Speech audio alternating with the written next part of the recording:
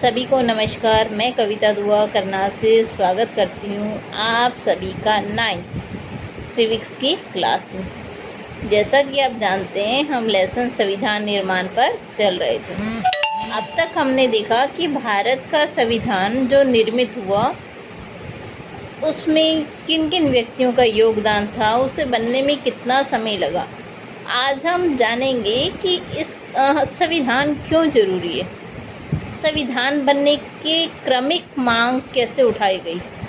उसके बाद जो हम जानेंगे कि भारतीय संविधान निर्माण प्रक्रिया के विभिन्न चरण कौन से थे, उन सब के बारे में चर्चा करेंगे। तो आइए शुरू करते हैं हम अपना टॉपिक, संविधान निर्माण भाग 3। तो चलिए अब हम आगे चलते हैं लेसन पर। देखिए, लेसन अब हमें क्या कहता है कि हमें संविधान की ज़रूरत क्यों है। हमने देख लिया संविधान कैसे बना, कितना समय लगा। अब हमें इसकी ज़रूरत क्यों थी, उसके बारे में जानते हैं। संविधान उन आदर्शों का सूत्रबद्ध करता है जिससे हम अपने इच्छा और सपनों के अनुसार रच सकें। नागरिकों के मौलिक अधिकारों की रक्षा संविधान ही करता है। सरकार के विभिन्न अंगों में संविधान के कारण मतभेद नहीं होते हैं। संविधान यह भी सुनिश्चित करता है कि कोई भी ताकतवर समूह किसी दूसरे समूह पर अपनी ताकत का प्रयोग ना करे। संविधान में ऐसे नियमों को तय किया जाता है जिससे देश के राजनेता अपनी शक्तियों का गलत इस्तेमाल ना कर सकें। इन सभी के कारण हमें संविधान की आवश्यकता पड़ती है। देखिए, ये सब चीज़ें हैं, हमारे मौलिक अधिकारों की रक्षा करना, सरकार के विभिन्न अंगों में शक्तियों का बंटवारा, नियमों को तय करना, कोई अपनी शक्तियों का गलत इस्तेमाल ना करे। इस सब के लिए हमें संविधान की आवश्यकता है। तो चलिए अगली स्लाइड पे चलते हैं। भारतीय संविधान की विशेषताएं या काम क्या है, वो देखते हैं। सबसे पहले संविधान का पहला काम ये है कि बुनियादी नियमों का एक ऐसा समूह उपलब्ध कराए जिससे समाज के सभी सदस्यों में एक न्यूनतम समन्वय और विश्वास बना रहे। सबसे पहला काम है इसका। दूसरा काम, संविधान का दूसरा काम यह स्पष्ट करना है कि समाज में निर्णय लेने की शक्ति किसके पास होगी। संविधान यह भी तय करता है कि सरकार कैसे निर्मित होगी। तीसरा काम क्या है, देखिए, यह सरकार द्वारा अपने नागरिकों पर लागू किए जाने वाले कानूनों की कोई सीमा तय करें। ये सीमा इस रूप में मौलिक होती है कि सरकार कभी उनका उल्लंघन नहीं कर सकती। चौथा काम क्या है, देखिए, संविधान का, यह सरकार को ऐसी क्षमता प्रदान करता है जिससे यह जनता की आकांक्षाओं को पूरा कर सके और एक न्यायपूर्ण समाज की स्थापना के लिए उचित परिस्थितियों का निर्माण कर सके। ये हमारे संविधान के काम हैं। चलिए अब हम देखते हैं संविधान सभा की मांग कैसे की गई। देखिए, संविधान जो निर्माण है उसकी मांग विभिन्न क्रमों में बटी हुई थी। सबसे पहले सैद्धांतिक रूप से संविधान सभा का विचार ब्रिटिश सरकार सर हेनरी मैन ने प्रस्तुत किया था, तथा व्यवहारिक रूप में सबसे पहले संविधान निर्माण के लिए अमेरिका में संविधान सभा का गठन किया गया था। संविधान सभा के सिद्धांतों के दर्शन सर्वप्रथम 1895 में स्वराज विधेयक में होते हैं, जिसे लोकमान्य बाल गंगाधर तिलक के निर्देशों में तैयार किया गया था।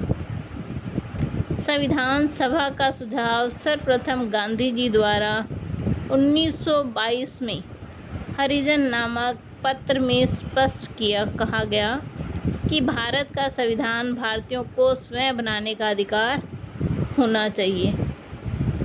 भारतीय संविधान का निर्माण एक संविधान सभा द्वारा हुआ जो जून 1934 में सर्वप्रथम संविधान सभा के लिए औपचारिक रूप से निश्चित मांग पेश की गई। आगे देखते हैं हम। ये क्रम पूरा तब तक चलता रहा जब तक कि संविधान सभा नहीं बन गई। उसके बाद 1936 में लखनऊ में हुए अखिल भारतीय अधिवेशन में भारत के लिए प्रजातांत्रिक संविधान बनाने के लिए एक संविधान सभा की मांग प्रस्तुत की गई। अगस्त प्रस्ताव 1940 में पहली बार संविधान सभा की मांग को ब्रिटिश सरकार ने आधिकारिक रूप से स्वीकार कर लिया। क्रिप्स प्रस्ताव 1942 में स्पष्ट रूप से संविधान सभा की रूपरेखा की बात कही गई। 1940 में ब्रिटिश मंत्रिमंडलीय शिष्टमंडल ने अपनी योजना के अंतर्गत संविधान सभा की रचना बनाई।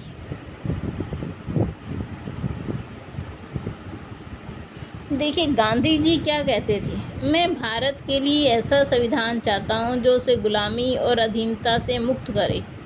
मैं ऐसे भारत के लिए प्रयास करूँगा जिससे सबसे गरीब व्यक्ति भी अपना माने और उसे लगे देश को बनाने में उसकी भी भागीदारी है। ऐसा भारत जिसमें लोगों का उच्च वर्ग निम्न वर्ग ना रहे। ऐसा भारत जिसमें सभी लोग समुदाय के पूरे लोग मेलजोल से रहें। ऐसे भारत में छुआछूत या शराब और नशीली चीज़ों की कोई जगह ना हो। औरतों को भी मर्दों जैसे अधिकार हो। मैं इससे कम से संतुष्ट नहीं होऊंगा। मतलब देखिए, ये सब बातें जो उन्होंने कही, संविधान की विशेषताएं बताई कि अगर भारत का संविधान बने तो वो ऐसा हो जिसमें कोई ऊंच नीच का भेद ना हो, स्त्री पुरुष का कोई भेद ना हो, कोई छुआछूत या शराब जैसी नशीली चीज़ों की में जगह ना हो। तो इस तरह के संविधान की गांधी जी ने मांग की थी।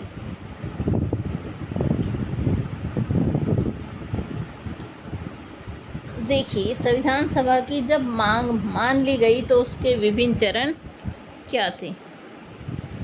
सबसे पहला, 9 दिसंबर 1940 को हुई संविधान सभा की प्रथम बैठक, जिसमें सच्चिदानंद सिन्हा को अस्थायी अध्यक्ष चुना गया, लेकिन मुस्लिम लीग ने इसका बहिष्कार किया। 11 दिसंबर 1946 को डॉक्टर राजेंद्र प्रसाद को स्थायी अध्यक्ष चुना गया। श्री BN राव को संविधान सभा में संवैधानिक सलाहकार नियुक्त किया गया।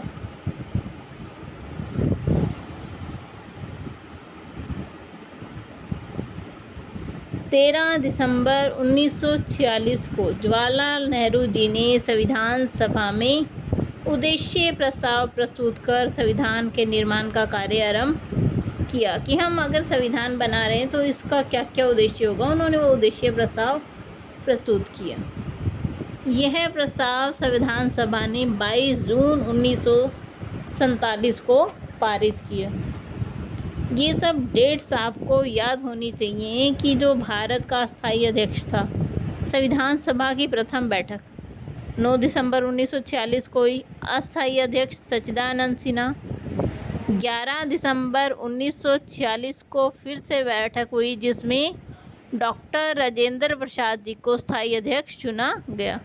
उसके अलावा श्री BN राव जी को संविधान सभा का संवैधानिक सलाहकार, कानूनी सलाहकार जिसे हम कहेंगे, वो नियुक्त किया गया। उसके बाद 13 दिसंबर 1946 को जवाहरलाल नेहरू जी ने उद्देश्य प्रस्ताव प्रस्तुत किया। जब आपसे पूछा जाए कि उद्देश्य प्रस्ताव कब प्रस्तुत किया गया तो आपका आंसर होगा 13 दिसंबर 1946। उसके बाद है संविधान सभा ने उस उद्देश्य प्रस्ताव को कब पारित किया, तो आपका आंसर है 22 जून 1947। देखिए, उसके बाद जो एक इम्पॉर्टेंट फैक्ट है वो है संविधान के निर्माण में विभिन्न समितियां थी, जैसे प्रक्रिया समिति, वार्ता समिति, संचालन समिति। जैसे हम अगर बैंक में जाएं, कोई जमा करने का काम, कोई निकालने का काम, कोई पासबुक पूरी करने का काम, तो सभी काम अलग अलग बटे होते हैं ना। ऐसे ही संविधान को बनाने के लिए विभिन्न समितियां बनाई गई, जिनमें से प्रमुख थी झंडा समिति, संविधान समिति, समिति संचालन समिति, कार्य समिति, वार्ता समिति, प्रक्रिया समिति। तो इन सब के अलग अलग काम निर्धारित किए गए थे।